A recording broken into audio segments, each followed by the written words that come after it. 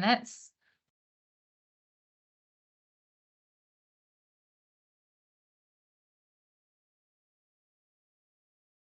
So that's great. I can see a few coming in.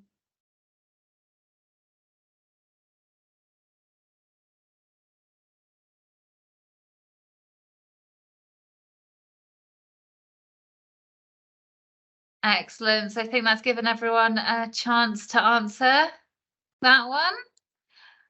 So thanks very much. So I can see like most of you are organisers of community groups, but we've got someone saying they can't find the poll. So I was hoping that would have popped up on the screen.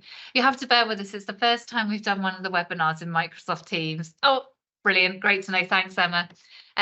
Yeah, so if you spot any little things like that, just let us know, because yeah, our first time doing one with Teams, so please bear with us. We then got another question just following on from that. If you're part of a community group, how many people are in your group? So we're really keen to know what size the community groups are, and obviously it differs if you're going to be in a village or in a town. But yeah, if you could just tick whichever one's most appropriate, that would be great. Thank you very much.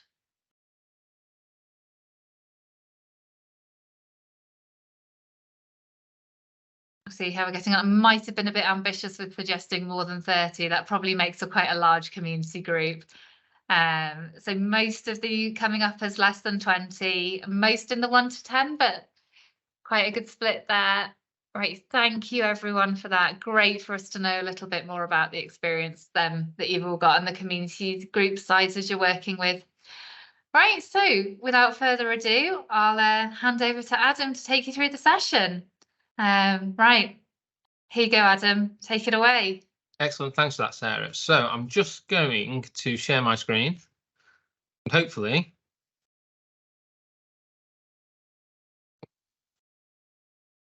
does that come up, Sarah? Can you see that? Yes, yeah, that's excellent. Great, Adam. Brilliant.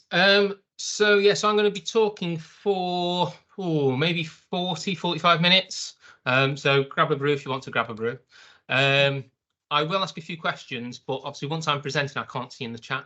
But we'll kind of run through a bit of housekeeping in a second. So I thought we'd start with, if it's going to change slides, there we go. Bit of an introduction. So hopefully you know who Cheshire Wildlife Trust are. We are one of more than 40 wildlife trusts based across the whole of the UK. Each tends to look after one county, maybe two, sometimes three counties, sometimes a whole country if you're Scottish Wildlife Trust. Managing nature reserves, helping farmers and other landowners take action for nature in that wider landscape, so making more space for nature. Working with schools to inspire young people to take action for nature, and then working with people such as yourselves to take action for nature as well. Our kind of main goals are we want 30% of land and sea to be in a fit state for wildlife by 2030. And we want 1 in 4 people to take action for nature, because 1 in 4 tends to be the societal tipping point. So once 1 in 4 people are doing something, especially as that movement builds, the rest of society tends to go with them.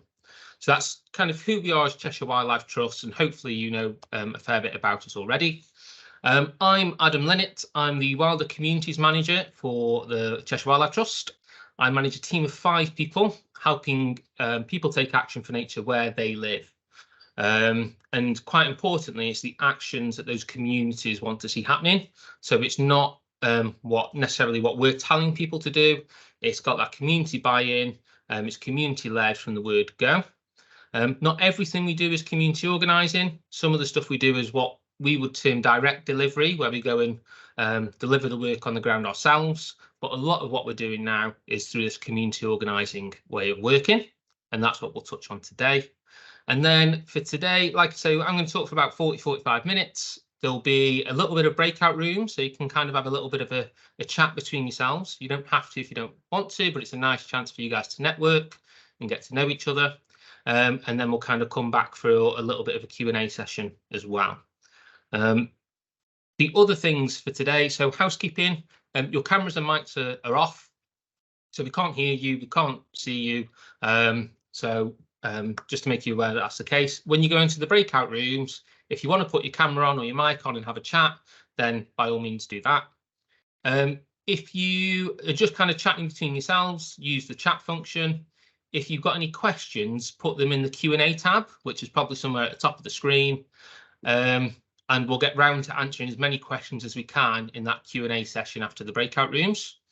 Any questions that I don't get round to answering, we'll answer in a follow-up email to everybody, along with any resources that we send out, as well as that recording link. And if you have to leave, it is being recorded, so you can catch up on it at another point in time as well.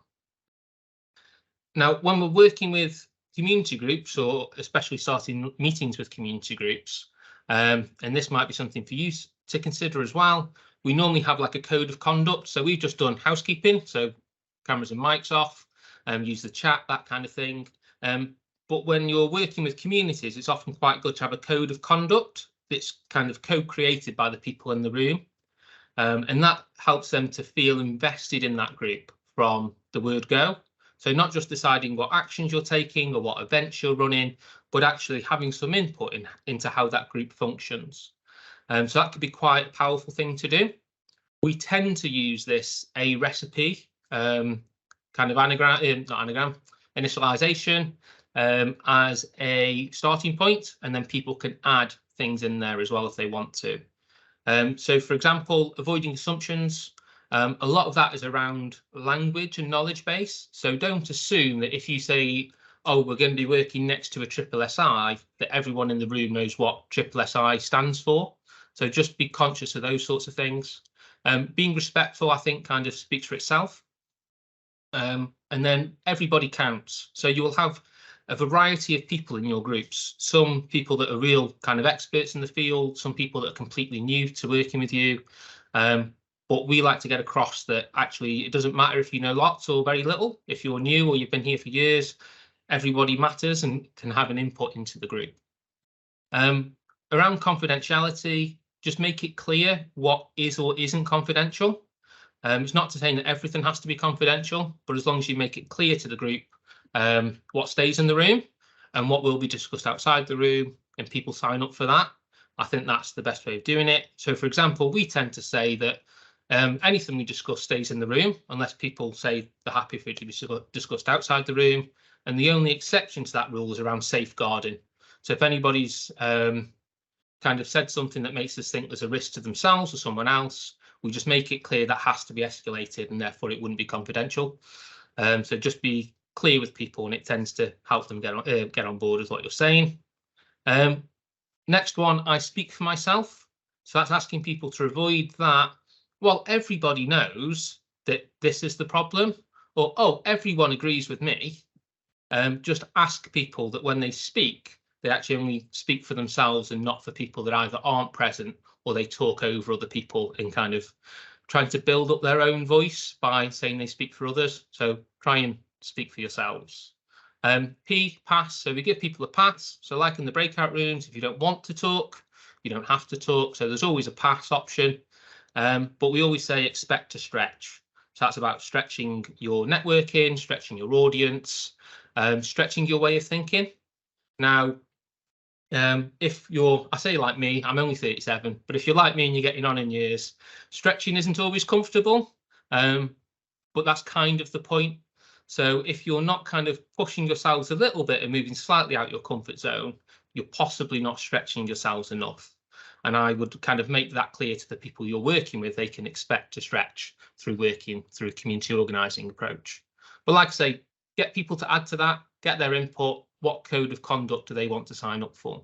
And then that gives you, A, that investment, but B, it also gives you something to point to if people aren't behaving as per that code of conduct. So if somebody starts being disrespectful and talking over other people, you can go, oh, let's just remember we all signed up to work in this way. And if people aren't able to work this way, then, you know, we might have to ask them to leave the group. It just kind of gives you a bit of a structure to do that process with. So community organising, and what is it? So we tend to work from a framework by the National Association of Community Organisers, NACO, and this is their definition. So community organising is the work of bringing people together to take action around their common concerns and overcome social injustice Community organisers reach out and listen, connect and motivate people to build their collective power. So hopefully through the course of this webinar, we'll show you how we've done that and how you might implement that through your work as well. The example we've got here is in Knutsford. So they've worked with the people in Knutsford on a couple of things. One was taking a stock take of all the mature trees in Knutsford. So rather than just starting tree planting, they wanted to know what species of tree have we got, what state of health are they in, are there any rare species we should kind of build the population up of, and they got in touch about how we could do that, and we kind of went, well, what do you need? And we're like, well, what kind of things should we record? So we kind of gave them an idea of what we might record if we were doing that project. How would they recruit volunteers? All those sorts of things. And then they went and did their own project. So I don't think I ever actually stepped foot on the ground in Knutsford to help them with that project, but I think they've mapped over 14,000 trees across the town. That's given them a bit of a baseline and said, well, actually what we'd like to do is double the number of trees in Knutsford. So then they started tree planting. As part of that, they've created a community orchard called Crosstown Community Orchard. And in a similar way, they said this green space isn't really that well used. We want to do a community orchard there. How can we do it? And we suggested becoming a constituted group, and they actually became a registered charity. They've applied for funding. So I think currently there are about £20,000 worth of funding for this green space, which has involved planting 40 fruit trees, sowing wildflower meadows, benches, soft fruit beds, events, training sessions for volunteers, tool stores, tools, all manner of things. But again, it was about listening to what they wanted to do. What were their concerns with this area? So they did have antisocial behaviour in here. How are they going to tackle that? And then it's about helping them to listen to the neighbours around them. So one of the neighbours who previously had no interest at all in orchards is now on the trustees for that charity. So listening to the people around them that share that common ground and building their collective power to make things happen where they live. They've gone one step further with helping other groups set up in Knutsford to take similar actions around St John's Wood, which is a local wildlife site, College Wood, which is another woodland site nearby. They've tried to help a community buyout of a local woodland when it came up for sale recently. So they're becoming really good at listening to what other groups want to do and empowering them to do more. So you can see how, with actually not spending that much time on the ground, we've empowered a group to take their own action, and then they're empowering other people in the community to build that collective power to take action for nature. And we'll kind of go through some of the steps of that as we go through each slide, because we're going to be discussing this framework. So this is the framework from the NACO, and I'll touch on kind of the 9 bits around the middle. And the 4 pillars that sat across the bottom of everything. The only one I've not got a slide for is reach. So that's thinking about who you currently work with and how do you extend your reach so you're more inclusive, you work with different audiences, different people, different groups, rather than necessarily preaching to the converted. How do you grow the number of people that are interested in what you're trying to do?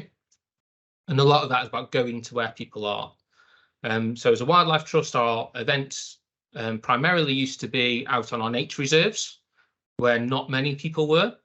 And now we're starting to hold more events where people are. So we attended a Christmas market this weekend just gone in the middle of Crewe, and spoke to a lot more people than we ever would have done on a single guided walk. That's not to say guided walks aren't valuable and don't have their place. But if you want to extend your reach, it's about getting out to where people are and then starting to implement some of these other elements. So the first step really, so just let me go back a slide. The thing about these is there's not necessarily an order. So they're not steps in a 1, 2, 3 sort of order. Some of them will make sense to do in some sort of order, but you don't have to follow it exactly.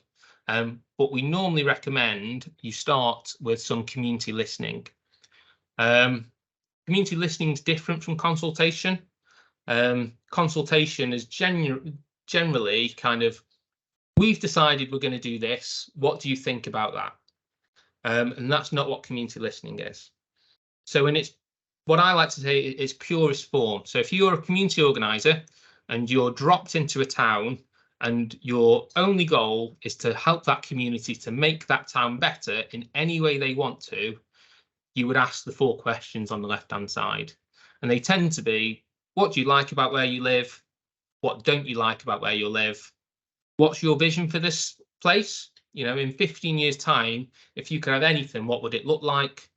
And who else should I talk to make change happen? When you're asking those questions, it's about active listening. So it's about being engaged with what the other person's saying and picking out some key questions. So if you said to somebody, what do you like about where you live? And they said, oh, the woodland at the end of my street's lovely. You don't just write the 1 sentence. You might ask them some really open-ended questions to kind of draw more information out of them. So what do you like about the woodland at the end of your street? Oh, well, I really like, you know, the mature oaks and the bluebells. It's just a lovely place. I walk there maybe once a day. OK, so do many other people use that space? Oh, yeah, it's really pop. And you just start to build up a much better picture of what they like and why they like it. And then similar about what they don't like. And for the other questions too. Some places will do community listening with an agenda. So what do you like about wildlife? What do you like about nature? What do you like about being outdoors? If you're going to do it, what do you like about your local park green space? What do you like about tree planting? If you're going to do community listening that way, with that sort of agenda, it's just important you're aware you might not pick up on what's a priority for the community. So they might tell you what they like about nature is the woodland at the end of the street. And then when you get round to, OK, so what we want to do is more woodland planting. Are you interested in helping us to do that? They go, oh, no, I'm a single mum. I've got 3 kids. I'm working 2 jobs. I barely afford to pay the rent. I can't afford time to come and plant trees, which is why, as long as you're aware that there might be other priorities in somebody's life, that's fine. Which is why I prefer the purer questions, because then you get those things and you can think about, OK, is there a nature-based solution to some of these problems? If, you know, the cost of food's going up and that's a major concern for 80% of the people I've spoken to, could they be interested in doing some community growing and to grow some cheap food, whether that's orchards or raised beds and things like that, and that solves something that's a priority for them, whilst also making better space for nature by planting orchards or things like that.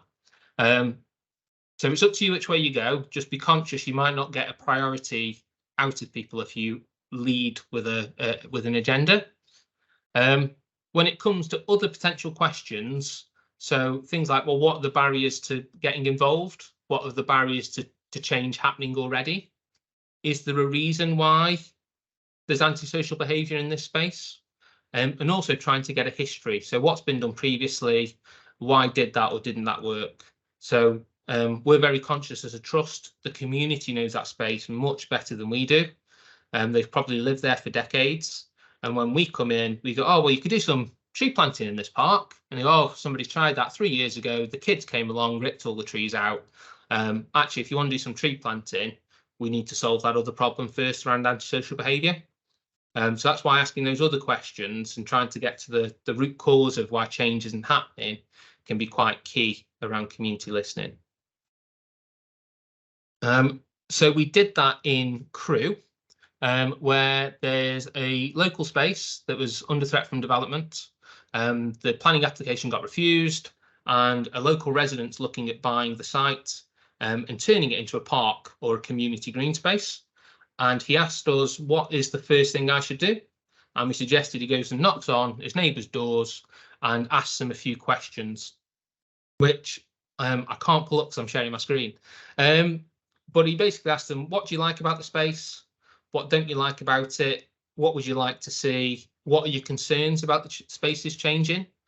And hopefully from those answers, you can start to pull out some themes. So he didn't go in with, should we have more wildlife in this space? Wouldn't it be great if we had a community park and nature reserve? They were very broad, open-ended questions, but you could see the themes that pulled out were access to the community, bit of tree planting, more wildlife friendly, wildflowers, not being overlooked by housing developments. So you can start to pull out themes, and from that you can start to create a bit of a community vision for what that space could be, which is one of the slides coming up. So once you've done that listening, you can start to pull out themes. As part of that community listening, so the way it can take place is door knocking. You could be in a cafe, in a pub, you could be attending events, you could be on your park or green space and just chatting to people as they kind of come past. Introduce yourself, tell them you're not selling anything, and we're just trying to get people's opinions on the local space, this park, this event, this activity, whatever you might be doing listening around. I always suggest you don't make notes as they're talking, because then you're not really listening, you're busy writing. So have the conversation and then go and scribble down some notes afterwards. And then from that, start to pull out those themes. Tell them that you're doing this as a kind of wider community thing, and hopefully what you want is people to get involved and making that change happen. Would they be interested in being involved in that? If so, could I grab some contact details so we can get in touch when we've arranged a bigger meeting and kind of pull together that wider community vision. And that should hopefully start you off community listening. A lot of people ask, how many people should I listen to? And the answer is as many as you possibly can. And also just keep in mind that community listening is an ongoing activity. It's not just something you do once, because as you start to take action and change happens, priorities will change, opinions will change, and therefore continually listening is quite an important thing to do.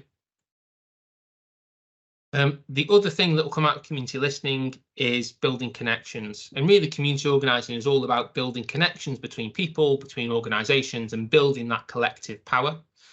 So I've got a picture here of Andy, who looks after the Countess of Chester Country Park over in Chester. And I think that last line in that sentence, we can't agree on everything, but find the common ground and start from there. What Andy really impressed me with was his ability to find that common ground, which was the site. So he's interested in the wildlife and the nature of the site as well as the people. But obviously not everybody is. We all use parks and green spaces for different things. But he's been really good at teasing out what matters to people, doing some work around those things and forming those connections. So the first example, the poppy trail. So there was a tree that came down. He got a local chainsaw carver to create some memorial poppies. There's several of these through the site on a trail with an interpretation panel that tells you about 1 or 2 local people that died in the Second World War. And the trail ends next to a memorial bench. And so really good at seeing that actually what matters to local people is the people side of things, that kind of that heritage, rather than necessarily the natural heritage. So building those connections with people and place, really good example of that with the poppy trail. This is the Friendly Bench. So it's a nationwide initiative. I think this was the second one that went in the country. And this is the meeting place on site. So if you're doing a yoga class, if you're doing Nordic walking, if you're young mums meeting together and pushing pushchairs around, they all meet at the Friendly Bench. And that allows people to kind of connect with one another, but it also provides Andy and other people from the group a chance to go and connect with other site users and do some little bits of community listening. So what do you like about the site? What do you think we could improve? One of the groups is thinking doing a wildflower meadow. Would you like to be involved in sowing some of the seeds? So it's a really great place to kind of form those connections with people that have that shared interest in the site. He's got a local artist who's interested in stained glass around Chester and a lot of the churches and older buildings. But she does mosaics and artwork trails around the site. So again, just looking at that culture and arts heritage across the site rather than just that nature aspect, and then chatting to people about that side of things. A really great way as well to bring wildlife to life for people, things like the orange-tipped butterfly there. And then there's this one, which is Silver the dog. So the dog very sadly passed away on site during a flood event. And Andy saw how important and how impacted the dog walking community of the site was by that event. So again, he worked with the artist, got a memorial plaque made, as well as a trail dedicated, in the name of Silver.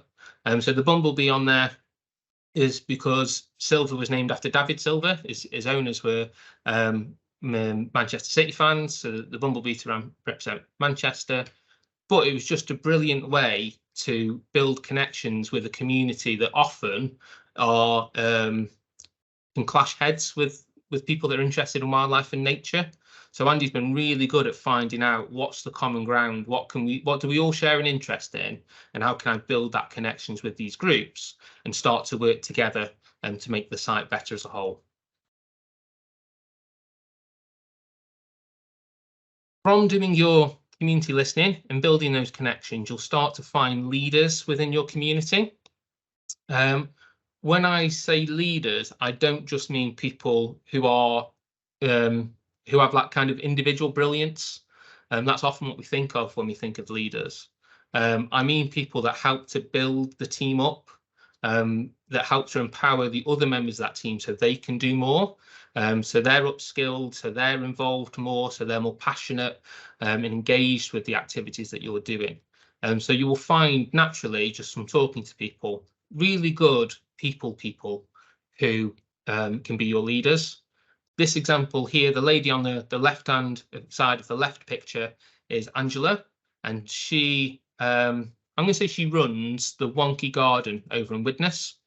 But why Angela really struck me as a really good leader is she's not one of these people that's like, right, the volunteers are there at 9, so I'm going to get there at 8, I'm going to make a start, I'm going to lead by example and put a shift in and show them how to do it. She's only there 3 days a week, and then she's helped to build the volunteer group up so they can run it themselves for the other 4 days a week. She's been really good at reaching out across community and getting them involved in the space. So if a local charity wants to use the space for, say, adults with additional needs, Angela goes, great, there's the space, I'll show you what needs doing, but you come and run the day. I'm not skilled enough to do what you do.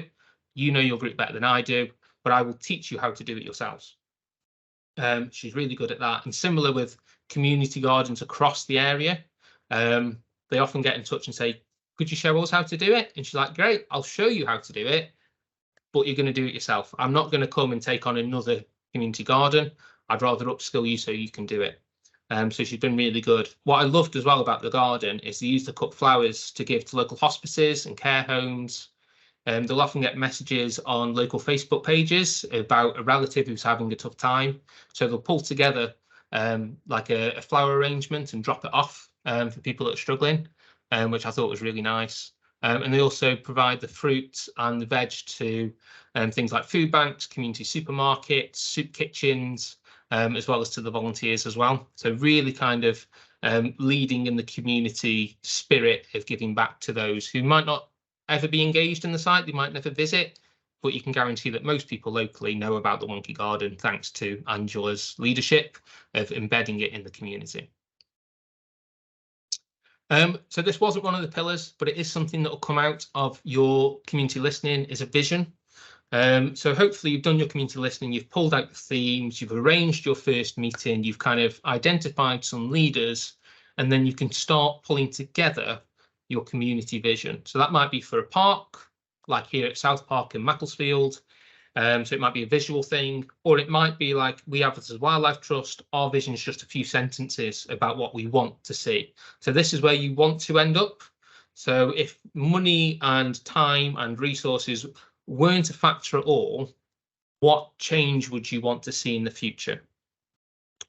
What's quite important about that vision is it is collaboratively made. So getting as many people buying into it as possible. And then you can start setting about how you're going to get there. So that's your strategy. So that's about how you get from A to B. So I did manage to find a place in Norway called A, and there's a place in Italy called B, but it's BEE, but it'll do. So how do you get from A to B? So that's your strategy. So if your vision is to plant, I'm going to pick trees for Congleton. They want to plant 30,000 trees across Congleton over the space of 5 or 6 years. So it's a really big ask if you think of planting that many trees in a town. But what they've been quite good at is thinking strategically about where can we do that? who do we need to engage to make that happen? Who's going to get involved in the planting? Who might help us with comms and recruiting volunteers?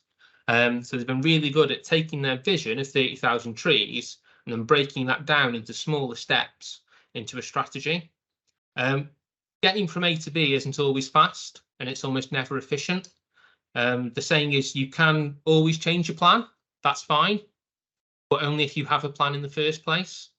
So your strategy is your plan of how you're going to get from A to B. Be adaptive with it. You might find that you go down a dead end. You might find the road is shut. So think about how you have to adapt your strategy to get where you want to go. But it's important that you have one. I think this is often a space where community groups fall down. They have a vision of what they want to do, and then they run straight into taking action, rather than thinking about how it feeds into that bigger vision. So think about strategy. And once you have that strategy, you need to organise yourselves. So that's about delegating work out. That might be to leaders, that might be to individuals in the group or in the community. But it's thinking about the strengths of those individuals and playing to them. So who's the best person for this job? Then give them that job. A group that's been really good at that locally is Save Danes Moss, which hopefully a lot of you have heard about. So if you don't, Danes Moss is a peat bog just south of Macclesfield. It's brilliant for wildlife. It's a fantastic store of carbon, and it's currently under threat from a development of 950 houses. We've led a campaign to try and stop that development from happening, and so has the local community, and we've worked kind of jointly on a lot of that. What's impressed me most about the group is the way they've organised themselves to deliver their strategy. So the picture in the bottom right is their community vision for what that site could be if it wasn't developed. So the peat bogs are restored, the wet woodlands are home to willow tit, there's wildflower meadows on the nearby landfill, which is coming to the end of its life. So that's been kind of created by the group and the wider community. So they've done that because one of the group is a local artist. So they can pull together a really good illustration of what their vision is, but they delegated that work out to Diana, who's drawn that. They've got people in the group who are really good ecologists, so they've gone out and done the surveys on site and found some rare species like the dingy skipper butterfly. They've got people, again, who are artists in the group who have, as part of their strategy to increase awareness, they've done window displays in garden centres, shops and a local pub. In fact, they've got a really good relationship with the local pub, where they've done quiz nights to raise funds and again raise awareness. There's Save Danes Moss beer mats in that pub. They did them their own beer, so 10%, 10 pence every pint goes towards any legal fees if the planning application goes to appeal, for example. But they've just been really good. Okay, so who's the best person to go and talk to the people in the pub? Who's the best person to go and talk to lots of local businesses and see how we can work together to raise awareness around this issue? So they're working with Scoops and Scales, which is the local plastic-free shop, where they sell their own T-shirts, which they then managed to get Chris Packham to wear to promote the campaign at a national level. So they've been really, really good at deciding who's doing what job and giving it to the right person. And that's starting to have an impact. So they actually had a planning application refused on a different site, but at the same part of the, same site, so same peat bog, but not the Danes Moss side of it, if that makes sense. So they're starting to have cut through, and it's because they've been so well organised in running their campaign. So think about, in your group, who's the best person for what job. And then it's on to taking action. So you've decided your vision, you've got your strategy of how to get there, you know the right people to take each of those steps, and now you're down to taking action. This is where most groups just jump in at, and sometimes that's okay, because taking little bits of action increases people's awareness of you and can start to kind of engage more people. But it's important you don't just get stuck in doing action and not doing some of the other bits as well. Actions can be big, they can be small, they can be accumulative. So this is Trees for Congleton. So you can see, I think they've planted a little bit of hedgerow at the front and a standard tree there. There's probably some more kind of behind them. So on a town basis, this is probably quite a small action, but they've been doing this now for the past 4 years. So cumulatively, I think they've planted about 18,000 trees. I've lost count of how many people they've probably engaged with in that process as well. So small actions start to make big actions. And the thing with action is that's the thing that starts to deliver the change you're hoping to see. So taking action, obviously really important. Don't be too tempted to jump straight into it and get stuck there, and think of all the other bits that come before it as well. As I said, action drives change, but change doesn't happen overnight. So when we talk about community organising, it does make big changes happen. In fact, it's the way that a lot of big changes happened in the history of society. But if you think about how long those changes took to happen, it really is a long time frame. So the example there, votes for women, first mentioned back in 1818 and didn't get written in law until 1928, 110 years later. So if you think of all the listening, visions, strategies, organisings and actions that took place in that 110 years, huge amounts of energy, effort, time, money spent making that change happen, and it still took 110 years. So change is brilliant. It's what we all want to see happen, but just think about your expectations of how quick that change might happen. Now, you might get some really quick wins under your belt, so you can see change happen quickly and build that momentum. Brilliant. But if you're thinking about, like we are, 30% of land in a fit state for wildlife by 2030, actually that might be a slightly longer change than that, but it's something to strive towards. So just think about your expectations in terms of time frame and how big of a change you might make. Hopefully that'll come out of your strategy. If you planned it well, hopefully you'll see the change you want to happen as quick as you want it to happen. And again, thinking of change, I was reminded of this model just earlier this week, so I've put it into the slide. So there's 5 things you need to make change be a success. So that's your vision. You need the skills in the group. You need incentives. So that's like your motivations, for example. So that's where that buy-in is really important. So people are motivated about what you're doing and really see themselves being involved with it. You need the resources, whether that's money to buy the trees, whether that's space, whether that's enough people to come and do the tree planting day. And then you need your action plan. So again, a bit of your strategy. Because if you look without your vision, well, what are we doing? Why are we doing it? It can lead to confusion. Without your skills, you know, if you're asking people to plant 30,000 trees and they've never stuck a spade in the ground, they're probably going to be quite anxious about their ability to deliver that. If people aren't motivated, don't buy into what you're doing, you'll get resistance. Without the resources, the money to buy the trees, you'll end up with frustration. And without a strategy or an action plan, you might take action, but it won't lead anywhere. So you'll end up with full start. So think about having all 5 of those things in place, and then hopefully you'll see your change happening and it being a success. And then the last part of that framework was power. I've kind of struggled to think what to say about power, I'll be completely honest, because power is such a big topic to talk about when it comes to community organising.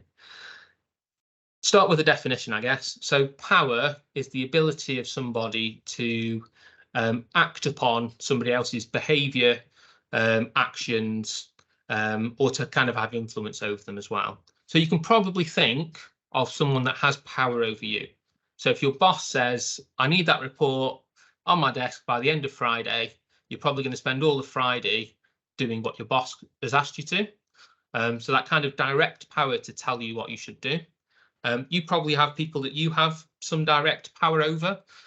So it might be telling your kids it's time for bed, go put your pajamas on. They might not listen to you, but you should technically still have that direct power over them.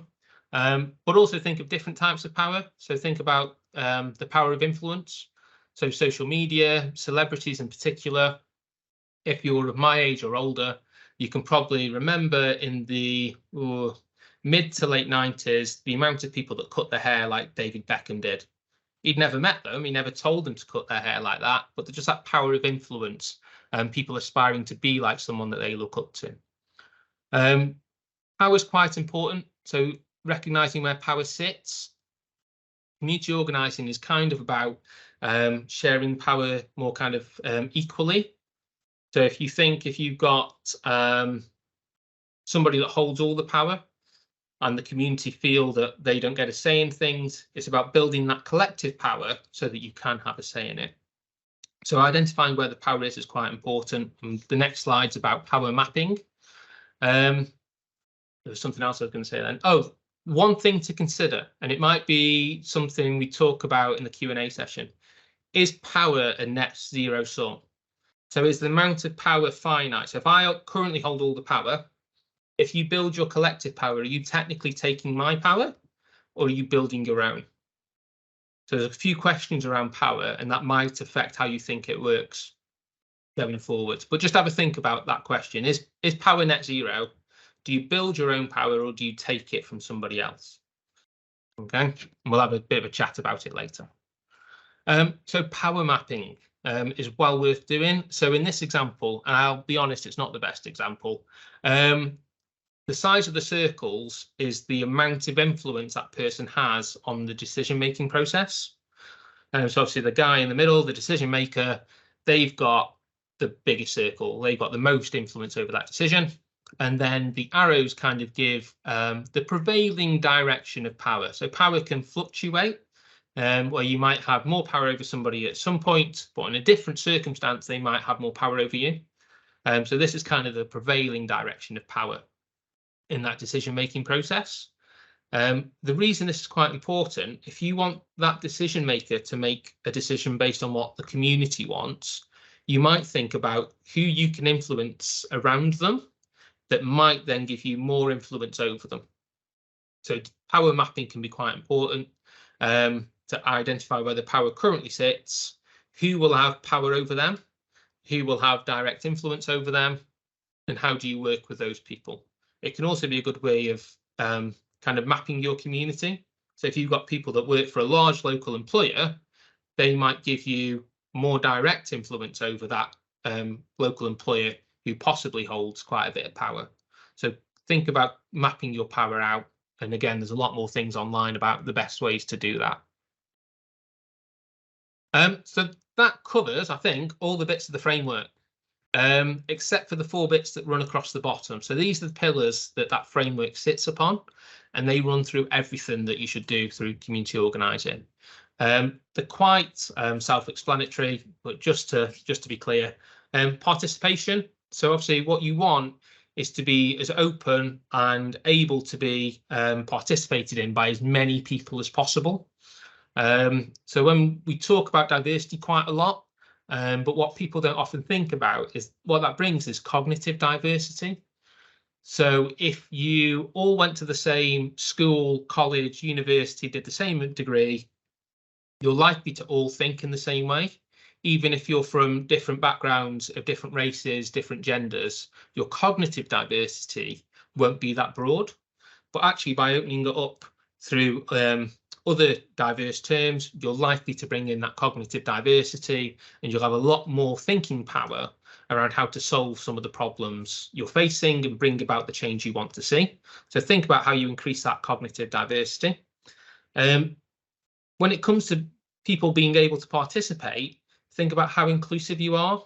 So I work with a lot of friends of groups who only meet on a Wednesday afternoon, and then they'll say, well, we don't get many young people attending, because they're all working in the week. So if you want to be more diverse and include more people, think about the times and dates that you meet and the events that you run.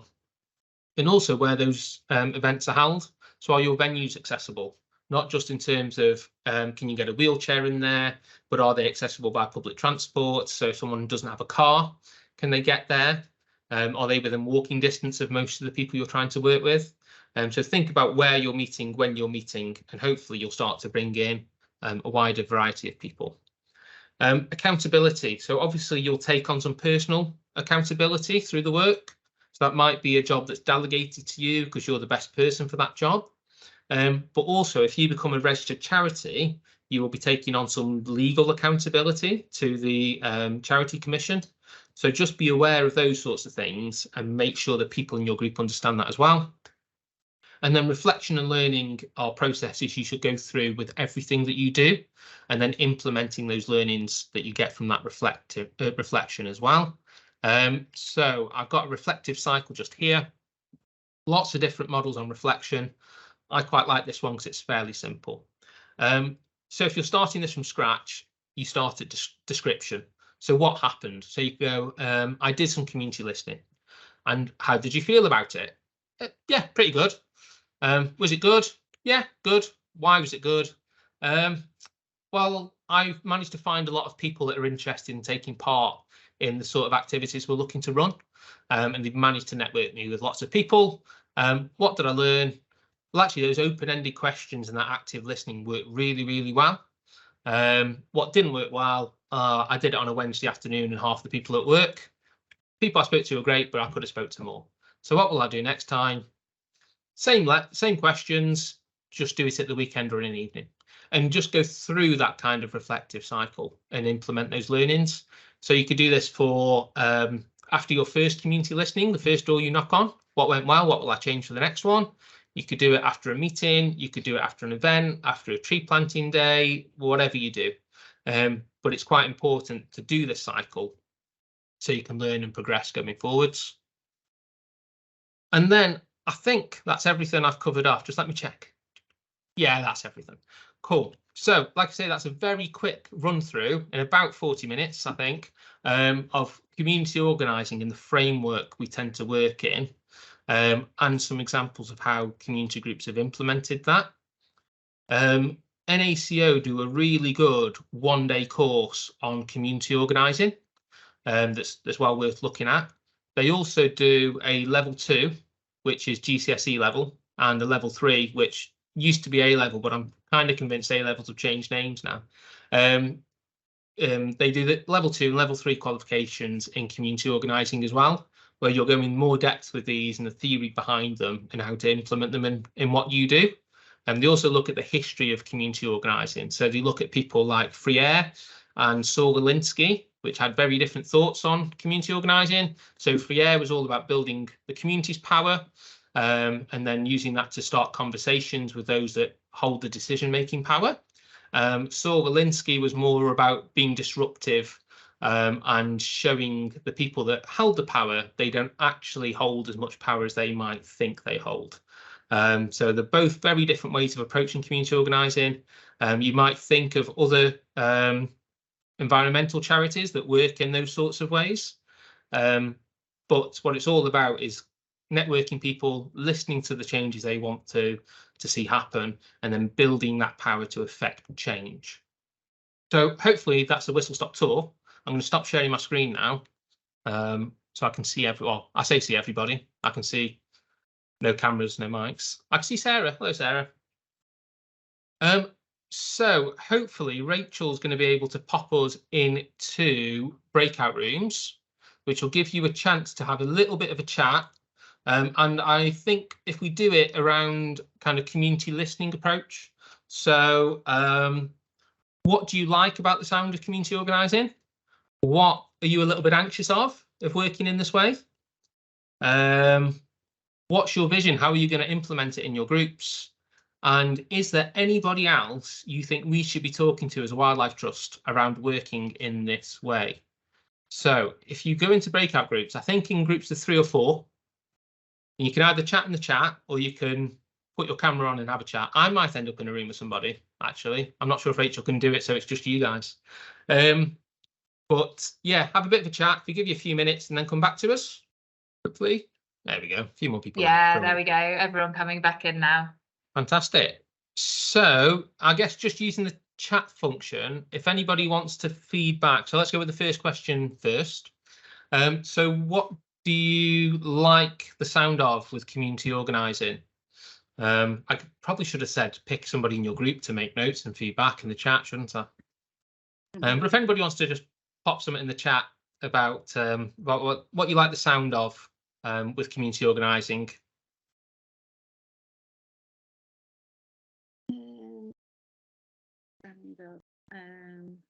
Now we're testing out how quickly people can type, aren't we? Yeah.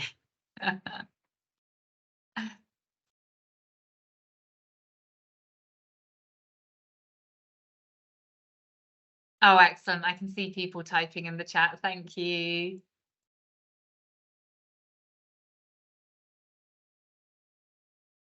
Just going to turn the heating off. I am beginning to swelter a little bit. Oh, that's effective. Excellent.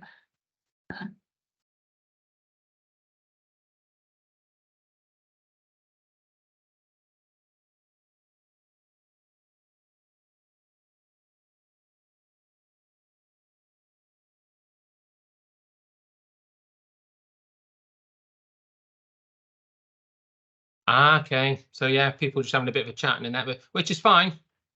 That's kind of, like I say, that's what community organising is all about. So I imagine that a lot of the people here are probably from our champion network, which is what we kind of call our leaders. So the people that are going to champion wildlife where they're based and kind of lead on taking their local communities' actions or their actions or their group's actions where they're based. So it's nice to get you guys to connect and network as part of that kind of wider community organising. There we go. Yeah, people having a nice chat in a network, that's fine. Yeah, so open-ended questions. So the only one we tend to avoid is why, because it sounds quite accusational. So why isn't change happening already? You know, you mean it's an innocent question, but it kind of sounds a bit accusational. Hows and whats tend to be quite good. So what do you like about that? How do you think the community could go about bringing about those changes? Tends to work quite well. Yeah, so Catherine there saying about meeting people from other parts of the community. There's a really good example in Platfields in Manchester by Manchester Urban Diggers. So it's a community allotment or community allotment, community farm. And they grow lots of different fruit and veg and do fruit and veg boxes. But what they're brilliant at is engaging with other people in the community. So you'd think it's people that just want to grow food that use it, but they do yoga classes in there. They have events in there where they have bands and alcohol license, so they can have a bit of a mini festival in there. They do lots and lots of different things to bring people in, and it invests people in their space and what they're trying to achieve and builds that common ground. So yeah, working with other people in the community is really, really good. Yeah, tried and tested process. So if you go to the NACO website, you can get not just that framework, but other resources. You have to sign up, but because you sign up, they send you lots of invites to other training and other events and other resources they've got going on. So it's not a bad thing to be signed up to, really. What's going on and where? Excellent. So, Sarah, whereabouts are you based? Just so I can think of something quite close to you. Shavington. So, have you heard of Next Door Nature with Andy and crew?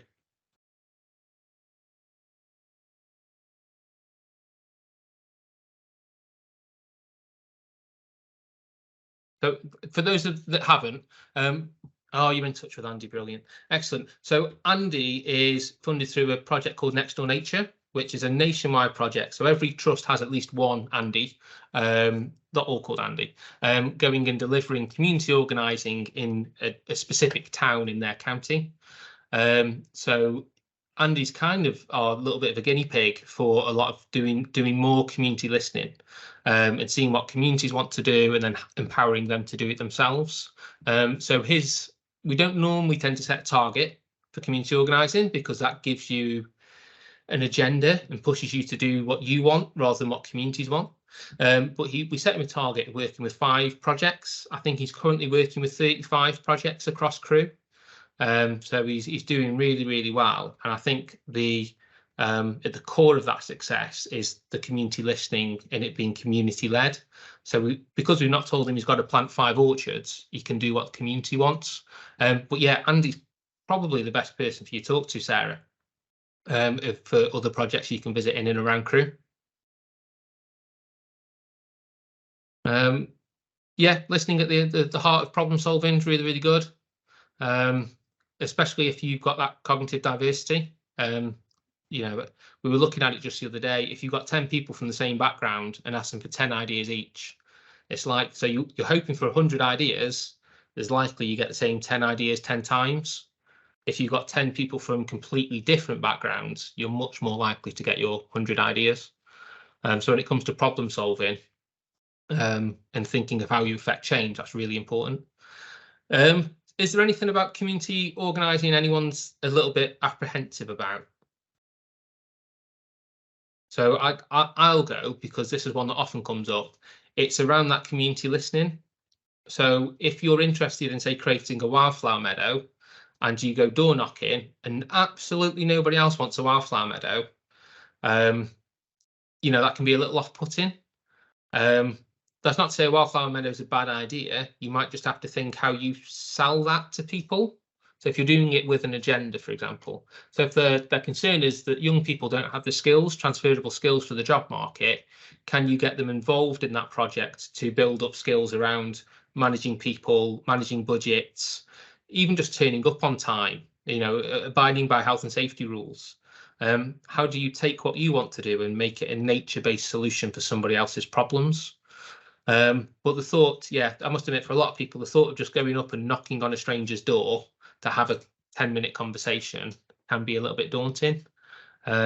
Often we suggest to groups, if there's a local Facebook page or WhatsApp group for that estate that you're going to do the community listening on, post on it the day before to say, oh, I'm going to be coming around and having a chat. It's about this. I'm not selling anything, just so they know to expect you. And it can just be a way of kind of people knowing who you are before you've knocked on the door. So that can be worth doing if you want to get over that kind of bit of anxiety. Excellent. And what else? Has anyone got any plans then to implement anything they've learnt from tonight to help grow their group, grow their reach? Hopefully try and get community buy-in to what you're trying to do. Excellent. So even if it's just Alison, it was worth the webinar.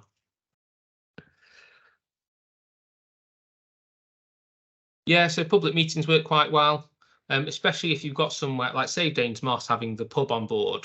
Brilliant venue to go in and have a chat with some people and organise a little bit of a meeting.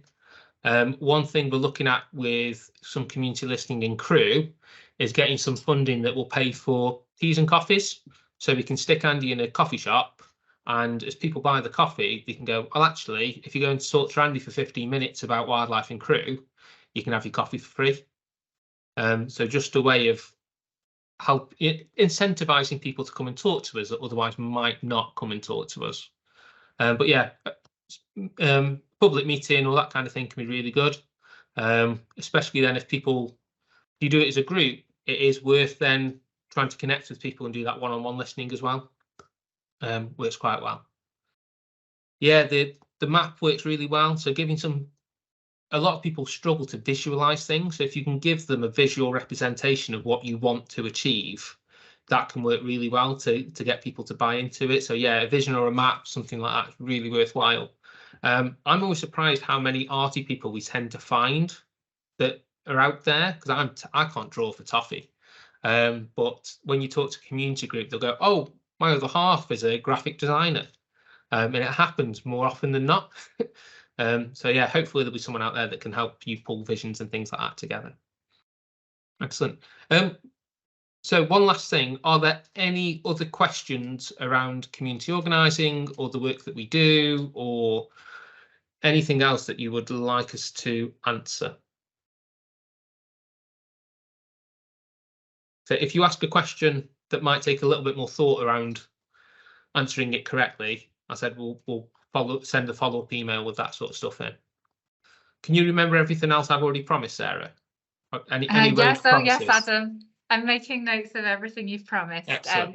Yeah, we'll be sending out an email next week that's got the link to the webinar recording in, and then I will hold you to following up on any questions that people ask that we can't answer tonight. So anything you want to know, pop it in the chat, people, and we will either get back to you straight away or in next week's email.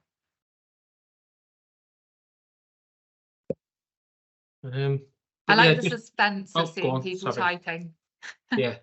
But yeah, just to say, through this approach now as a wildlife trust, I think we're working with over 300 champions Yeah, across that's the right. county. Yeah. So if you think of the old way of doing direct delivery, where I would go out and work with a group, you might only ever work with 10 groups at a time. And that would be regular work, not just one-off visits. Whereas this approach has been able to really accelerate us working with a large number of community groups, and facilitating them doing the work that they want to do. So Definitely. the NACO training was organised by the Central RSWT as part of the Next Door Nature funding. I think it was Next Door Nature funding. They had the ability to put 1 or 2 people through either a level 2 or level 3 qualification, which myself and Rachel went on. But yeah, really, really good. And they're built kind of more collaboratively. So there's a lot of breakout rooms and chatting to your peers and reflecting on last week's task and what did you find interesting? Was there anything you thought was a little bit difficult, and those sorts of things. So that, yeah, the NACO training course is really, really good. So community groups to share ideas and seek help. That's you, Sarah. It is indeed. So we've got the Champions Facebook group. So it's a private Facebook group called Wilder Champions, and I'll send out the link in the follow-up email as well. And that's a great place for people to share what they're doing and share what's going on in their community and kind of learn from different groups across the county.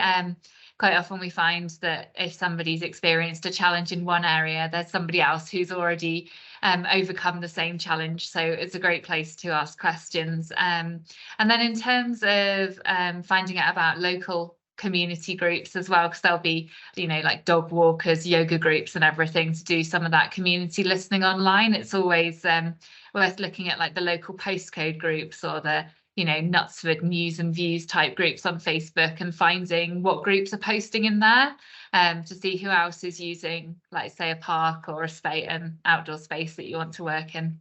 But yeah, definitely recommend joining the Wilder Champions Facebook group. And it is private and just you have to be accepted into it. So it's all a great opportunity to talk to each other again, seeing as we cut you off a bit early tonight with the with the breakout rooms.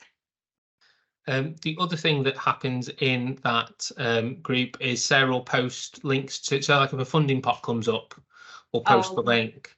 If we find a good online resource around how to prune fruit trees or something, we'll post the link. Yeah. So yeah.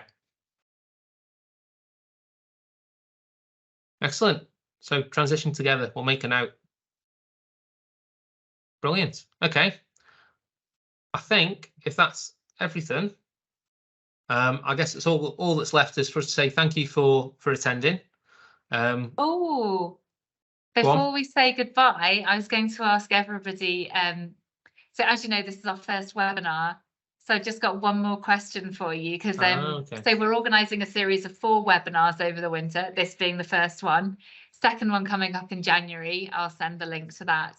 But we would really like to know what other topics you'd like us to cover in future webinars. So if you type something in here, say, what would I like to know? I'd like to know, Adam, about more funding opportunities.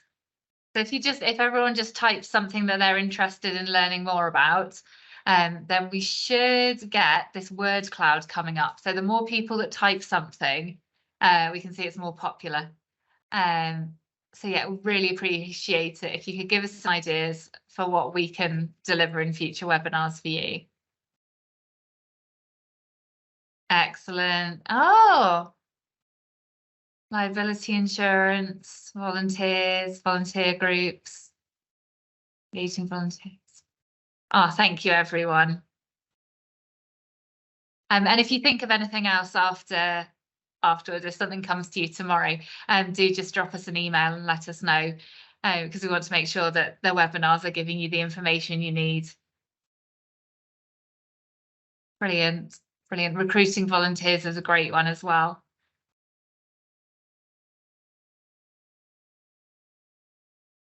Excellent.